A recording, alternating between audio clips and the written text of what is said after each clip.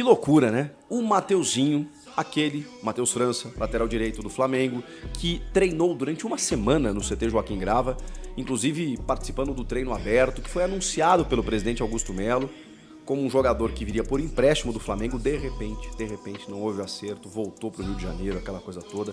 Mas o Augusto Melo sempre manteve a confiança ao dizer que a vontade do jogador era defender as cores do Corinthians. Pois bem, isso realmente está se concretizando. Por quê? Porque depois daquelas cláusulas que o Corinthians não aceitou no contrato, de um empréstimo em que o Flamengo poderia recorrer ao jogador a qualquer momento, e aí o Corinthians sofreria ou poderia sofrer o mesmo que aconteceu com o Lucas Veríssimo, do time detentor dos seus direitos, acabar solicitando ou vendendo para um outro clube e o Corinthians ter que liberar. O Corinthians queria uma proteção maior. Isso não aconteceu, houve divergência, a relação estremeceu, só que aí nesse meio tempo o Corinthians contratou o Fabinho Soldado, gerente de futebol do Flamengo, que hoje é o executivo de futebol do Corinthians. E o Fabinho é um cara muito querido dentro do Flamengo. Ele conseguiu aparar algumas arestas e inclusive negociar com o Marcos Braz alguns jogadores, né? O Corinthians estava negociando vários atletas junto ao Flamengo, inclusive o Pablo, o zagueiro, que fechou com o Botafogo. Pois bem, o Mateuzinho, então, acabou sendo alvo de uma negociação, uma tentativa de compra, de aquisição por parte do Corinthians. O mesmo que estava tratando o Botafogo. O Botafogo, inclusive, tinha feito uma proposta muito semelhante ao que fez o Corinthians, mas até com um salário maior para o jogador. Mas, repito, a vontade dele sempre foi jogar no Corinthians. Acho até que pela semana que ele passou, conheceu a estrutura, o grupo de jogadores, acho que ele até, e segundo o Augusto, ele é corintiano, eu até não tenho essa informação, mas que ele gostaria muito de jogar no Corinthians. Isso está fazendo a diferença, ele está aceitando jogar menos, ganhar menos do que ganharia no Botafogo, exatamente para jogar no Corinthians, mas o Corinthians tinha que se acertar com o Flamengo, e se acertou. 4 milhões de euros por 60% dele, podendo pagar mais 1 milhão de euros por metas atingidas. Inclusive, segundo o jornalista Vene Casagrande, há uma cláusula nesse contrato de uma multa caso o Corinthians não pague algumas parcelas do negócio. É aquela fama de mal pagador que a gestão passada adquiriu. Então, assim, isso está presente, né, na vida do Corinthians em qualquer negócio atualmente, né? Ou os clubes estão exigindo um pagamento à vista de boa parte do jogador, da compra, ou que nesse parcelamento você tenha alguma garantia, né? Que é o que o Flamengo está pedindo em relação ao Mateuzinho.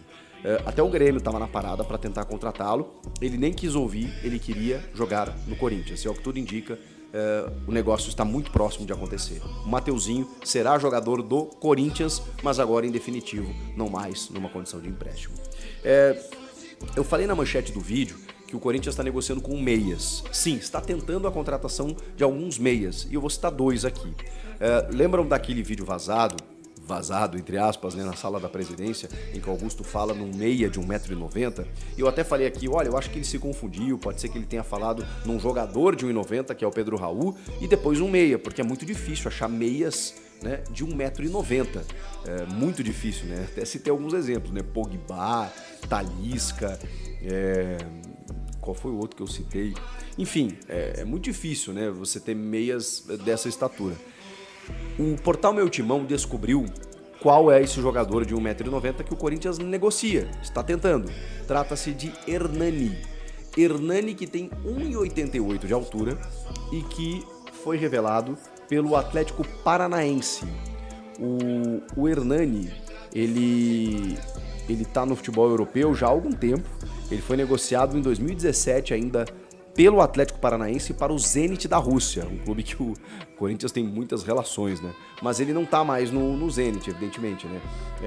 Ele está lá no futebol da Europa, passou pelo Saint-Étienne da França, Gênova e Reggina da Itália, além do Parma também. Assim, a negociação não é muito simples, porque a família dele está adaptada, o Santos tentou contratá-lo, não conseguiu, mas o Hernani é esse jogador. Ele é um volante meia, né, passadas largas, jogador de uma certa habilidade, boa finalização, que distribui bem o jogo e muito alto, né, 1,88 m. O Hernani é esse jogador, de 28 anos, se eu não me engano, é a idade dele, seria esse jogador que o Corinthians estaria negociando. 29 anos. Ele pertence ao Parma, inclusive, que hoje é líder da 2ª divisão da Itália. A questão não é só o Hernani. Vocês vão lembrar desse nome porque a gente já falou dele em outras vezes. Igor Coronado. Um meia muito habilidoso. Esse é um pouco mais baixinho, né? Bem mais baixinho. Ele tem 1,72 m. Muito habilidoso, 31 anos, que está no Al Ittihad. O Al Ittihad está liberando estrangeiros para contratar outros. Com a chegada do Marcelo Gallardo, o argentino, ele está simplesmente limpando muitos sul-americanos, muitos estrangeiros para abrir essa vaga. E o Igor Coronado é um cara que assim nunca jogou no futebol brasileiro, ele é do Paraná. E assim, cara, ele já jogou no Sharjah dos Emirados Árabes, no Palermo, no Trapani, no Floriana da Itália, no GC Zurich da Suíça, rodou bastante. Mas no Al Ittihad ele está desde 2021, é o meia cerebral do time, e a grande questão é que ele não está nos planos. E a possibilidade muito grande é dele rescindir o contrato. E só dessa maneira o Corinthians consegue negociar com ele. O Corinthians está otimista, mas isso precisa acontecer primeiro. A gente já tinha informação de que ele iria rescindir, ou que tentaria rescindir, porque se ele não rescindir, o contrato dele é até julho de 2025, não tem como. E os caras não vão emprestar, não é interesse deles. Então ele tem que conseguir uma liberação para que o Corinthians possa fazer uma proposta com luva, salário, ele ganha muito bem lá. Então, obviamente, se adequaria, teria que se adaptar, né, ao futebol brasileiro. Ele vê com bons olhos jogar no Corinthians, jogar por aqui, na sua terra natal, onde ele nunca jogou. A questão é, ele precisa ficar livre no mercado. E isso ainda não aconteceu. Existe uma possibilidade, uma tendência até, mas isso não aconteceu ainda. Então, ele está no radar, o Corinthians quer, mas depende dessa rescisão com o Al Ittihad para que ele possa ficar livre e aí o Corinthians negociar diretamente com ele. Sobre outro meio-campista, mas esse já está no Corinthians, esse já foi contratado, o Corinthians já pagou por ele e vejam só, não pode usar. O Rodrigo Garro, argentino do Tajeres, será que ele vai estrear diante do Santos?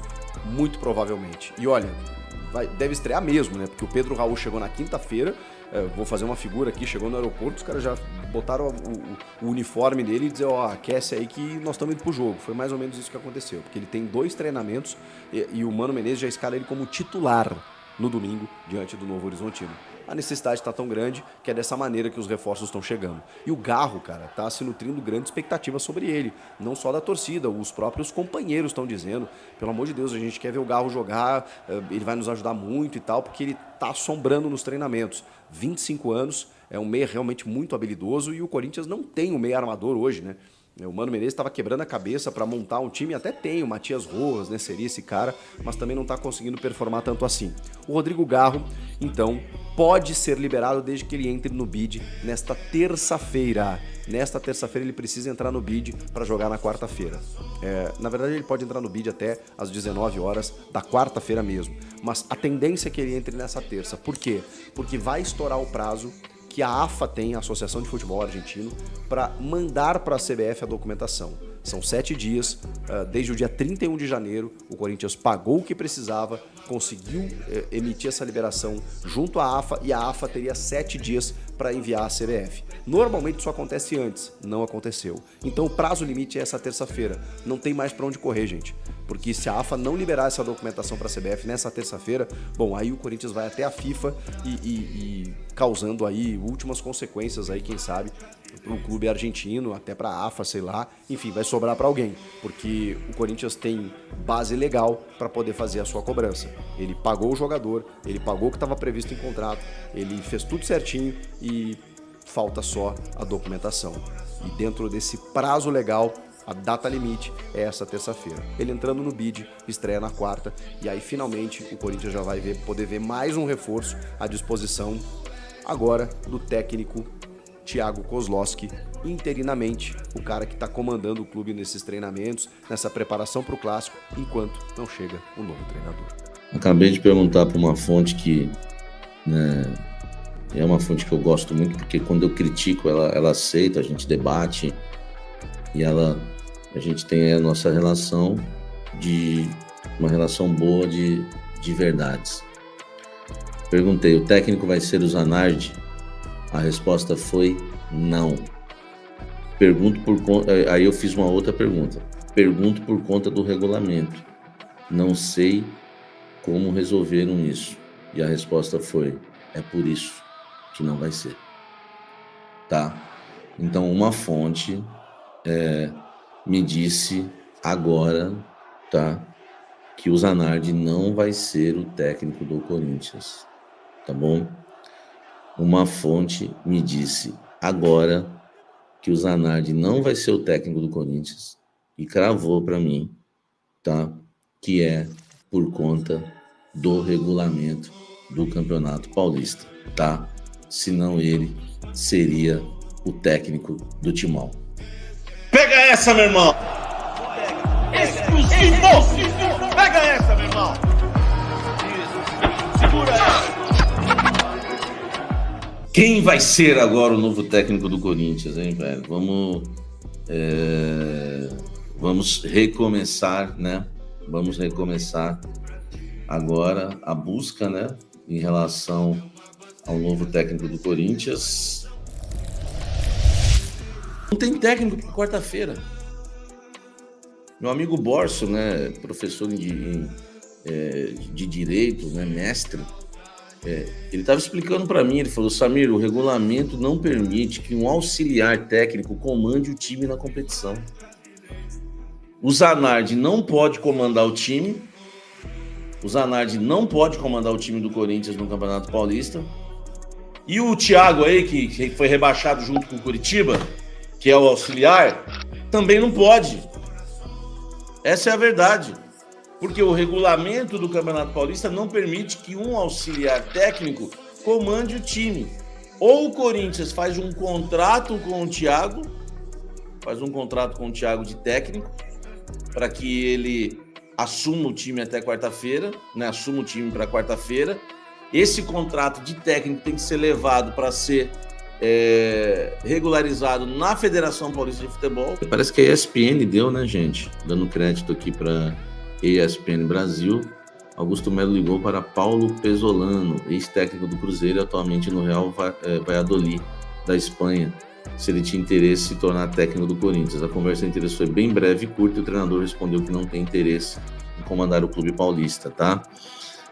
O pessoal lá do time do povo, né, que deu crédito aqui para ESPN Brasil e colocou aqui, né, o Pesolano, sinceramente, o Paulo Pesolano não me agradaria também. Não sei vocês, tá? Já desistiram aí Desistiram não, né? A resposta foi negativa em relação ao Pesolano, mas, sinceramente, eu não iria nesse técnico, tá? Eu não iria nesse técnico também, não. Acho que não me agrada muito também o técnico Pesolano. Vocês estão deixando o like aí, gente? É importante, tá? Milito está livre agora, será ele? Vê na fonte. O Milito está livre? Se o Milito estiver livre, por que o Maurício está falando isso? Se o Milito estiver livre, é o meu preferido. Entendeu? Ele também não tem uma experiência, uma bagagem para assumir o Corinthians, mas ele tem um trabalho diferente, único. Tipo o Diniz. Entendeu? Tem trabalho. O Maurício, Diego Milito foi técnico do Fausto Vera no Argentino Júnior. Quem sabe, além de treinar o Timão, ele faria o argentino jogar bola. Ele está empregado, o time dele jogou muito contra nós ano passado, é verdade. Ele está desempregado, né? O Felipe falou, acabei de falar agora aí, né? O Felipe falou para mim. E para mim seria o nome ideal, tá? Léo Condé é um dos nomes que está sendo analisado, tá bom? Léo Condé é um dos nomes que estão sendo avaliados, tá? Gente, presta atenção no que eu vou dizer agora, tá? Aliás, me passaram até o currículo dele, eu desconfiei por causa disso, né? Enfim, eu acho que a fonte tá assistindo, né, o programa. Eu tinha acabado de ler aqui o Silas Black, ela me chamou. Léo Condé é técnico interessante. Léo Condé é um dos nomes, tá? É um dos nomes que está sendo avaliado. Não tenho informação. Eu sou muito honesto com vocês, tá? Não tenho informação de que há uma negociação aberta, tá? Não tenho essa informação que há uma negociação aberta. Não tenho. Só é um dos nomes. A fonte me diz.